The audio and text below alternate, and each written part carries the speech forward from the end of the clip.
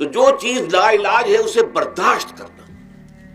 گویا کہ یہاں جو اصل شے ہوگی کہ دنیاوی آفات، عرضی و سماوی آفات، ناگہانی آفات، ناگہانی مصیبتیں، ان کے ضمن میں ہمیں ایسی شے کی ضرورت ہے جو ہمارے اندر برداشت پیدا کر دے، اس کو جھیلنا آسان بنا دے، ہم اس کی وجہ سے بجھ کر نہ رہ جائیں، ہماری ہمتیں جواب نہ دے جائیں، ہمارا ارادہ ختم نہ ہو جائے، ہمارا حوصلہ پست نہ ہو جائے، بلکہ برداشت ہو، جھیلنا ہو، تحمل ہو۔ اللہ بہت متحمل ہے، ذرا سا رحیم بھی ہے، نہیں وہ بہت رحیم ہے، بہت متحمل ہے، بہت حلیم ہے،